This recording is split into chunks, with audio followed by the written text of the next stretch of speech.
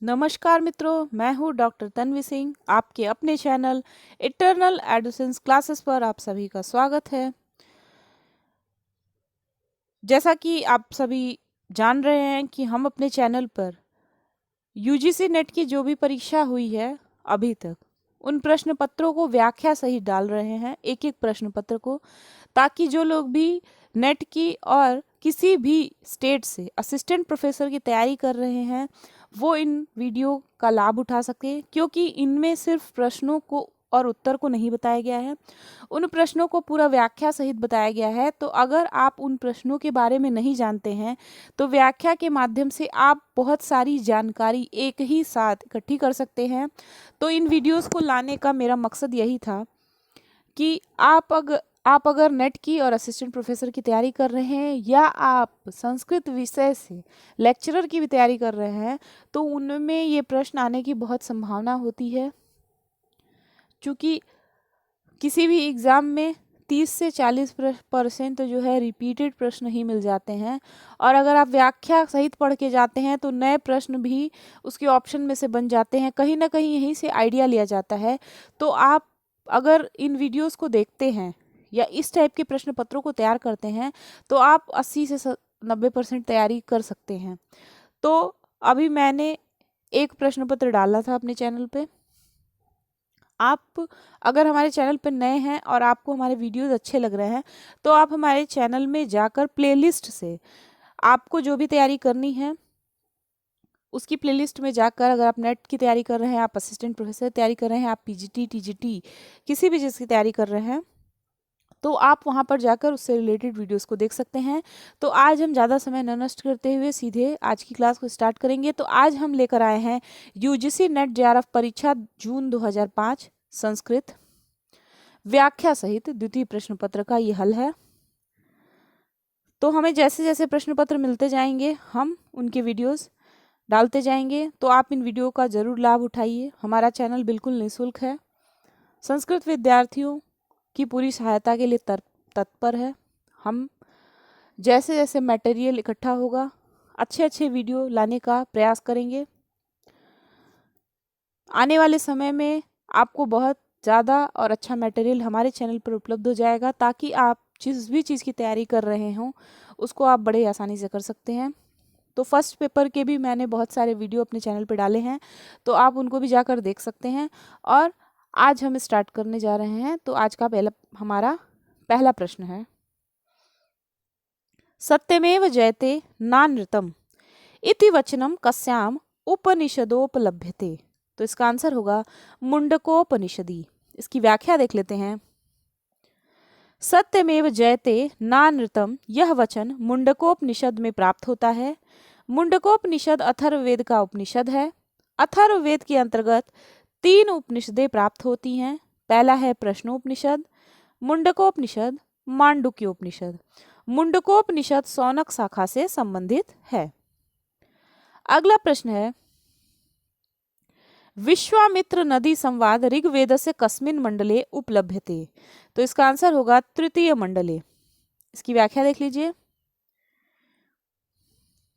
विश्वामित्र नदी संवाद ऋग्वेद के तृतीय मंडल में है।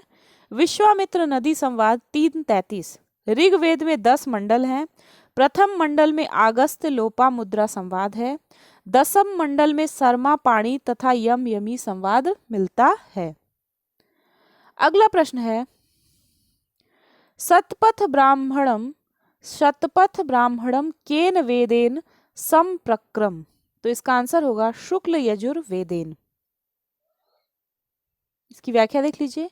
यजुर्वेद की 2 शाखाएं प्राप्त होती हैं, शुक्ल यजुर्वेद और कृष्ण यजुर्वेद। शुक्ल यजुर्वेद की कई शाखाएं प्राप्त होती हैं, माध्यान्दिन संहिता, काण्व संहिता, वाजसनेयी इत्यादि। शतपथ ब्राह्मण भी शुक्ल यजुर्वेद का ब्राह्मण है। तो पूछ रहा है कि शतपथ ब्राह्मण किसका ब्राह्मण है? तो शुक्ल यजुर्वेद का ब्राह्मण है। त्रीणि पदानि कस्य देवस्य प्रसिद्धानि। तो इसका आंसर है विष्णु। इसकी व्याख्या देख लेते हैं। 3 पदों के लिए भगवान विष्णु प्रसिद्ध हैं, क्योंकि इन्होंने सिर्फ 3 पग से ही संपूर्ण ब्रह्मांड को माप लिया था। इसीलिए इनका नाम त्रिविक्रम पड़ा। इंद्र को शचीपति एवं मरुत्वान कहते हैं। अग्निजात वेदा के लिए प्रसिद्ध है। अगला प्रश्न है, यत्र विश्वम भवत्येकनीडम इति मंत्रः कस्मिन वेदे दृक्पथम उपयति। तो इसका आंसर होगा अथर्व वेदे। इसकी व्याख्या देख लेते हैं। यत्र विश्व भवत्येकनीडम, यह मंत्र अथर्ववेद से संबंधित है। अथर्ववेद में इस मंत्र का विस्तार से वर्णन प्राप्त होता है। यह मंत्र इहलौकिक है। अगला प्रश्न है, पैप्पलाद शाखा केन वेदेन संपृक्ता। तो ये अथर्ववेद से संबंधित है। व्याख्या देख लेते हैं।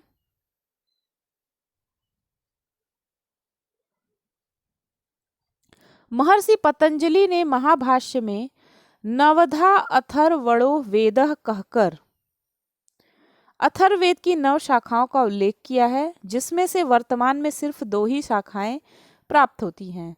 पैप्पलाद शाखा सौनकीय शाखा। पिप्पलाद ऋषि के नाम से इस शाखा का नाम पैप्पलाद पड़ा। अगला प्रश्न है, तैत्तरीयारण्यकम कम वेदवम लंबते। तो इसका आंसर है यजुर्वेदम। यजुर्वेद के 2 भाग कृष्ण यजुर्वेद, शुक्ल यजुर्वेद। कृष्ण यजुर्वेद के 2 आरण्यक मिलते हैं, तैत्तरीय आरण्यक, मैत्रायणी आरण्यक। शुक्ल यजुर्वेद के अंतर्गत बृहदारण्यक आता है। अगला प्रश्न है, को नाम वे दशतई इति शब्देन व्यपदिश्यते। तो इसका आंसर होगा ऋग्वेद। ऋग्वेद को दशतई नाम से भी जाना जाता है। इसी प्रकार सामवेद को संगीत एवं अथर्ववेद को लौकिक उपनामों से भी जाना जाता है।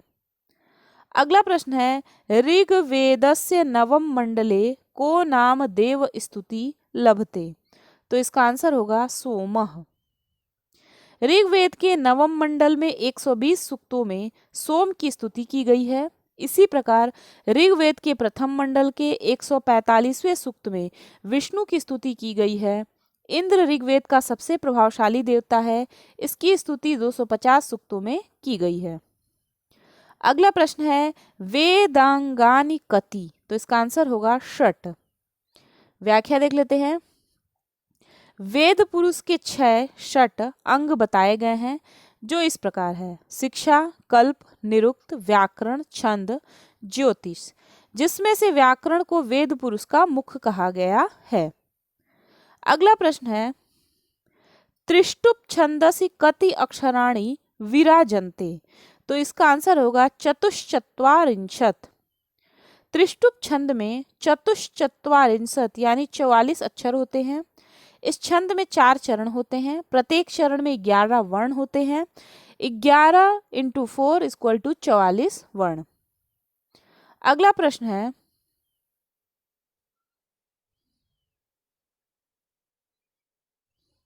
श्रौत सूत्रम किम वेदांग विषयी करोति। तो ये कल्प का विषय है। इसकी व्याख्या देख लेते हैं। षड वेदांगों में कल्प का विशेष स्थान है। कल्प को वेद पुरुष का हाथ माना गया है। कल्प मुख्यतः 4 भागों में विभक्त है: श्रौत सूत्र, गृह सूत्र, धर्म सूत्र और सुलभ सूत्र। अगला प्रश्न है, सांख्यस्य मतमिदं सत कार्यवादः। इसकी व्याख्या देख लेते हैं। सांख्य दर्शन के प्रमुख आचार्य कपिल माने जाते हैं। सांख्य दर्शन में परिणामवाद को ही सत कार्यवाद के नाम से जाना जाता है। सत कार्यवाद की पुष्टि के लिए 5 हेतु माने गए हैं: असत करणात्, उपादान ग्रहणात्, सर्वसंभवा भावात्, शक्तस्य शक्य करणात् और कारण भावात्।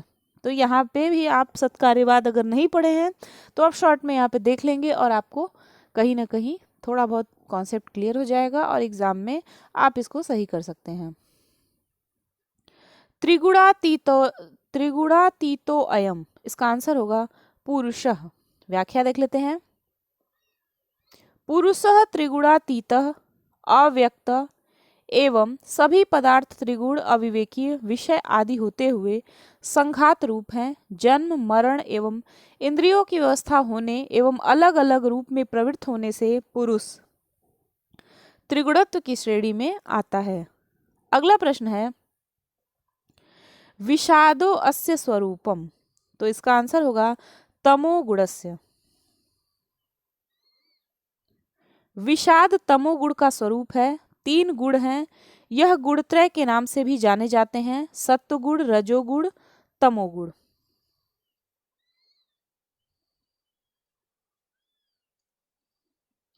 भूतद्य अहंकारात उत्पद्यते तन्मात्र पंचकम। अहंकार से पंच तन्मात्राओं की उत्पत्ति होती है। पंच महाभूत हैं आकाश, वायु, तेज, जल और पृथ्वी। पंच तन्मात्राएं हैं शब्द, स्पर्श, रूप, रस और गंध। इनका क्रमशः एक दूसरे से संबंध है।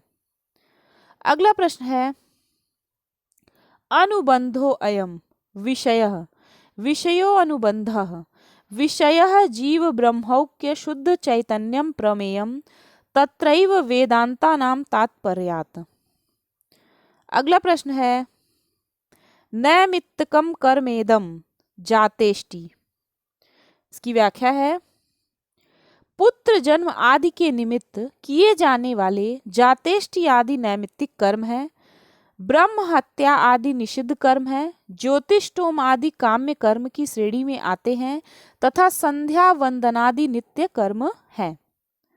अगला प्रश्न है विज्ञानमय कोशो अयम। तो विज्ञानमय कोश के अंतर्गत क्या क्या आता है? हम इसको यहीं पे देख लेते हैं, फिर व्याख्या देखेंगे। तो पंच ज्ञानेन्द्रियाणि प्लस बुद्धि, ये विज्ञानमय कोश है।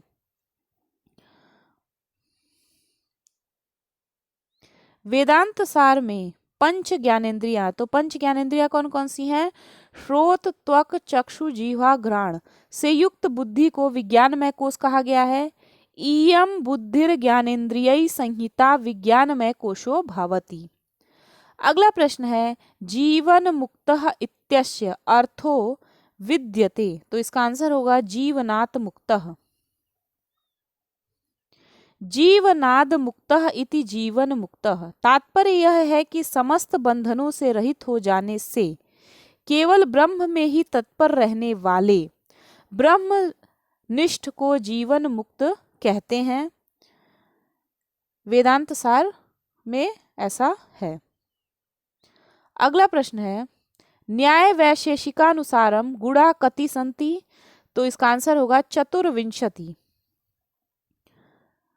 न्याय वैशेषिकानुसार गुण 24 हैं, जो इस प्रकार है रूप, रस, गंध, स्पर्श, संख्या, परिमाण, पृथकत्व, संयोग, विभाग, परत्व, अपरत्व, गुरुत्व, स्नेह, शब्द, बुद्धि, सुख दुख, इच्छा, द्वेष, प्रयत्न, धर्म, अधर्म तथा संस्कार। तो आपको ये 24 गुण जो है वो याद होने चाहिए।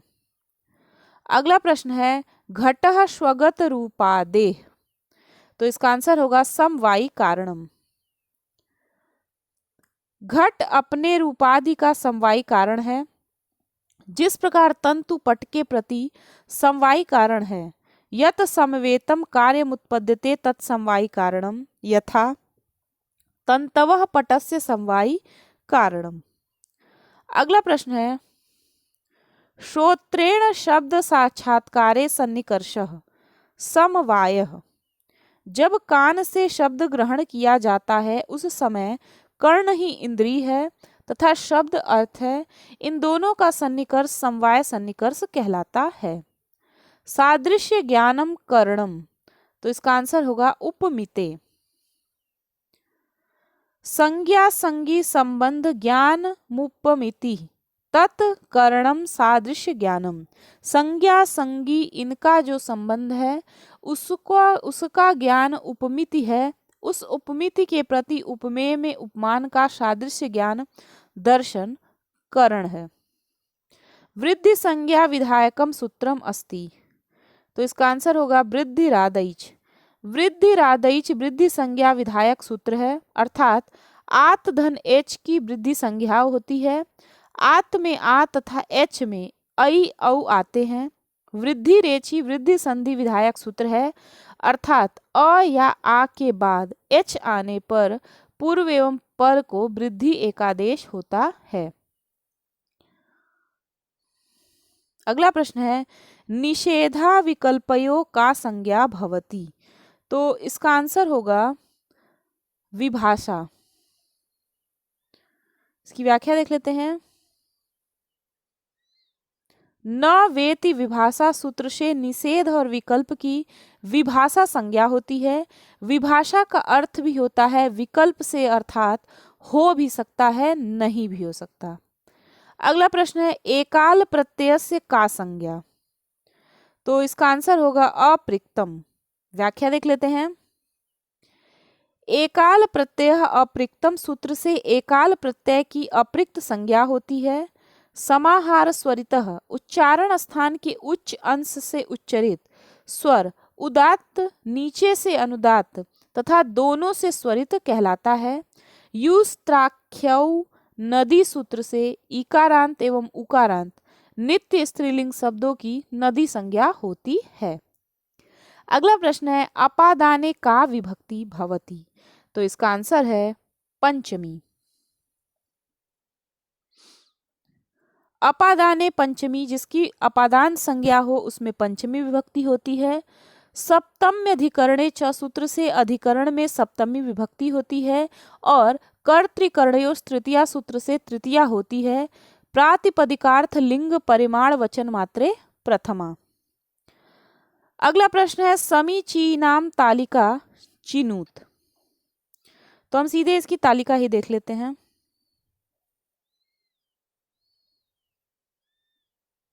वैसे यहाँ पे भी मैं एक बार पहले मिला ही देती हूँ।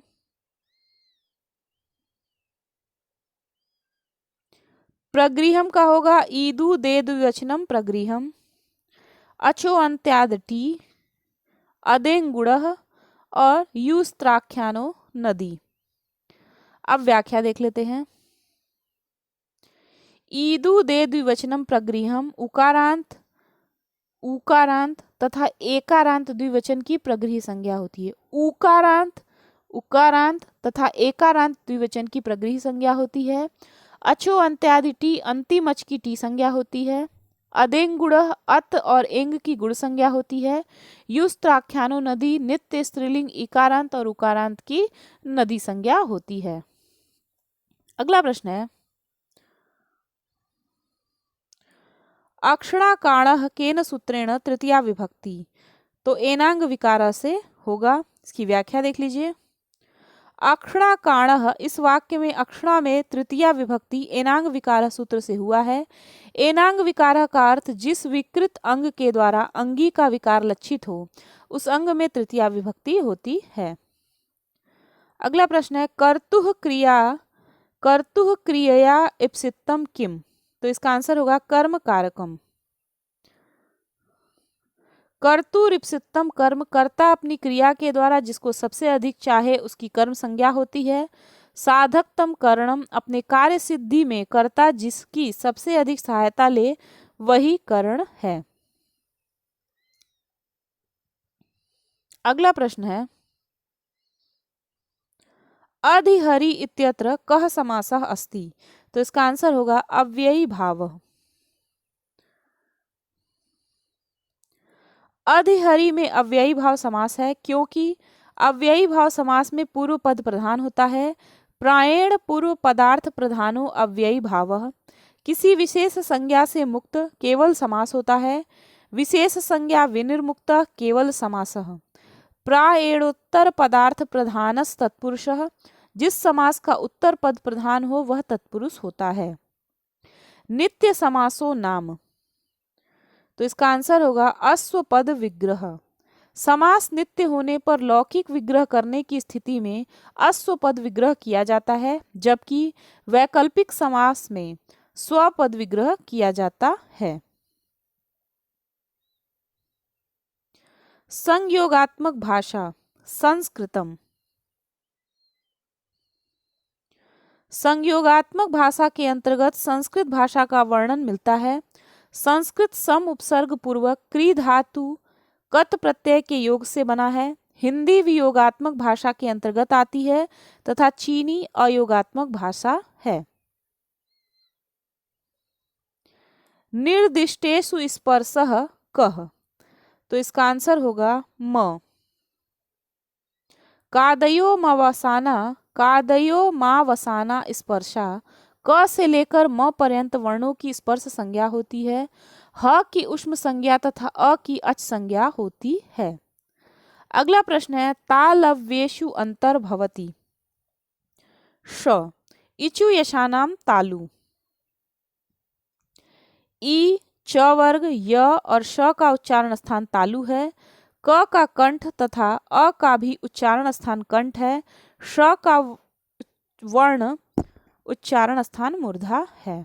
अगला प्रश्न है, यांचा मोघा वरमधिगुणे नाधमे लब्ध कामा इत्यस्ति, तो इसका आंसर होगा मेघदूते।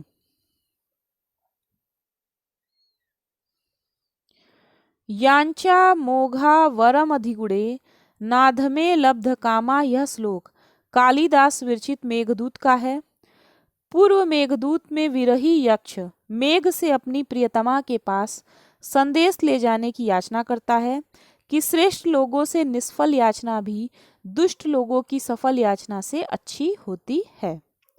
अगला प्रश्न है, बाण भट्ट विरचितम मस्ति, तो इसका आंसर होगा हर्षचरितम। महाकवि बाण की 5 रचनाएं प्राप्त होती हैं, जिनमें कादंबरी, हर्षचरित, पार्वती परिणय, मुकुट ताडितक और चंडी शतकम। बुद्ध चरित अश्वघोष द्वारा विरचित महाकाव्य है। नैषधि चरितम के रचयिता श्रीहर्ष हैं तथा दंडी द्वारा विरचित 10 कुमार चरितम है। अगला प्रश्न है, प्रकरणम अस्ति, तो इसका आंसर होगा मृच्छकटिकम। मृच्छकटिकम शूद्रक रचित एक प्रकरण ग्रंथ है। इसमें 10 अंक हैं। रूपक के 10 भेदों में से प्रकरण भी रूपक का ही एक भेद है। अभिज्ञान शाकुंतलम महाकवि कालिदास विरचित विश्व प्रसिद्ध नाटक है। रत्नावली श्रीहर्ष द्वारा रचित नाटिका है। वेड़ी संहारम भट्ट नारायण विरचित है। अगला प्रश्न है, मृच्छकटिकस्य रचयिता कः अस्ति, तो इसके रचयिता हैं शूद्रक। मृच्छकटिकम के रचयिता शूद्रक हैं। यह एक प्रकरण ग्रंथ है। मृच्छकटिकम नाटक में 10 अंक हैं। अभिज्ञान शाकुंतलम के रचयिता कालिदास हैं। नायिका शकुंतला अप्रतिमा सुंदरी हैं। दुष्यंत धीरोदात्त कोटि के नायक हैं। अगला प्रश्न है, मुद्रा राक्षसे अंगिरसः वर्तते, तो इसका आंसर होगा वीर रसः। मुद्रा राक्षस विशाखा दत्त विरचित 7 अंकों का नाटक है। इसका नायक चंद्रगुप्त है तथा इस नाटक में नायिका का अभाव है। मुद्रा राक्षस नाटक में प्रायः सभी रस मिलते हैं, किंतु वीर रस अंगिरस है, अतः इस नाटक में वीर रस की प्रधानता है। अगला प्रश्न है, ऋषि नाम पुनराद्यानाम वाचमर्थो अनुधावति इत्यस्ति, तो ये उत्तर रामचरितम से लिया गया है। इसकी व्याख्या देख लीजिए। ऋषि नाम पुनराद्यानाम वाचमर्थो अनुधावति, इसका वर्णन महाकवि भवभूति द्वारा रचित उत्तर रामचरितम नाटक में मिलता है। इस नाटक में 7 अंक हैं तथा उत्तर रामचरितम नाटक में ही छायांक का वर्णन मिलता है। अधोलिखितेषु किम रूपकम नास्ति, तो इसमें जो आख्यायिका है ये रूपक में नहीं आता है। आख्यायिका रूपक के अंतर्गत नहीं आता बल्कि उपरूपक है। रूपक के 10 भेद तथा उपरूपक के 18 भेद होते हैं। रूपक के 10 भेद निम्न हैं। रूपकमथ प्रकरणम भाण व्यायोग संवकार डिमा इहा मृगांक विथ्य प्रहसन इति रूपकाणि 10। फिर अगला प्रश्न है, काव्यादर्शकारः कः अस्ति, तो इसके आंसर होगा दंडी। इसकी व्याख्या देख लीजिए। काव्यादर्श के रचयिता महाकवि दंडी हैं। काव्यादर्श में 10 परिच्छेद हैं। रुद्रट रचित काव्यालंकार है जिसमें 16 अध्याय एवं 714 अध्याय हैं। वामन का काव्यालंकार सूत्र है जो 5 अधिकरणों में है, जबकि 18 अध्याय वाली काव्य मीमांसा राजशेखर रचित है। अगला प्रश्न है अनलंकृति पुनः क्वापि इति केनोक्तम। तो इसका आंसर होगा मम्मटेन। मम्मट द्वारा रचित काव्य सब प्रकाश में अनलंकृति पुनः क्वापि का वर्णन मिलता है। काव्य प्रकाश में 10 उल्लास हैं। काव्य प्रकाश में काव्य प्रकाश की परिभाषा है तददौषो शब्दार्थो सगुणालंकृति पुनः क्वापि। अगला प्रश्न है अद्भुत रसस्य अस्थायी भाव कः अस्ति। तो इसका अस्थायी भाव होगा विस्मय। अद्भुत रस का अस्थायी भाव विस्मय है। श्रृंगार रस का अस्थायी भाव रति है। करुण रस का अस्थायी भाव शोक है तथा विभत्स रस का अस्थायी भाव जुगुप्सा है। अगला प्रश्न है सान्तरार्थनिष्ठो व्यापारो भवति। सान्तरार्थनिष्ठो व्यापारो भवति। तो इसका आंसर होगा लक्षणा व्यापार की व्याख्या देख लीजिए। सान्तरार्थनिष्ठो व्यापारो लक्षणा व्यापारः भवति। सान्तरार्थनिष्ठ व्यापार ही लक्षणा व्यापार कहलाता है। अगला प्रश्न है नाटके न्यूनतः कति अंका भवति। तो इसका आंसर होगा 5। नाटक में कम से कम 5 अंक तथा अधिक से अधिक 10 अंक होने चाहिए। इस विषय में एक श्लोक प्रसिद्ध है सुख दुख समुद्भूति नाना रस निरंतरम पंचाधिका 10 परास्तंत्रांका 10 परास्तंत्रांका परिकीर्तिता। अगला है श्रृंगार रसः कतिविधा। तो इसका आंसर होगा द्विविधः। श्रृंगार रस के 2 भेद हैं संभोग श्रृंगार विप्रलंब श्रृंगार। संभोग श्रृंगार असंख्य होता है जबकि विप्रलंब श्रृंगार के 5 भेद होते हैं।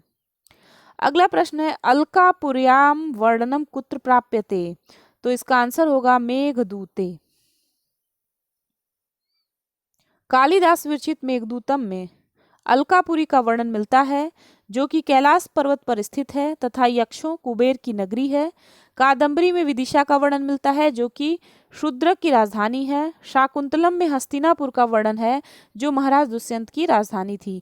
तो सबका बता दिया कि कहाँ कहाँ किसका वर्णन है।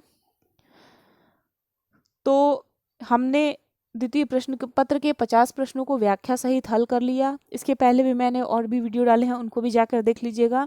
अगर आप नेट और असिस्टेंट प्रोफेसर की तैयारी कर रहे हैं तो ये प्रश्नों की व्याख्या सहित जो भी मैं वीडियो डाल रही हूँ ये बहुत ही महत्वपूर्ण साबित होगी आप सभी के लिए। तो जो लोग भी सीरियस हैं वो ज़रूर इसको देखें। मिलते हैं अगले प्रश्न पत्र के साथ, तब तक के लिए धन्यवाद। वीडियो कैसा लगा उसको आप कमेंट बॉक्स में ज़रूर बताइएगा। आपको अगर कोई भी दिक्कत है या कोई भी समस्या है या कोई भी सहायता चाहिए तो आप उसको भी कमेंट बॉक्स में ज़रूर लिखिएगा। मैं सबके कमेंट पढ़ती हूँ और उसका रिप्लाई भी ज़रूर करती हूँ।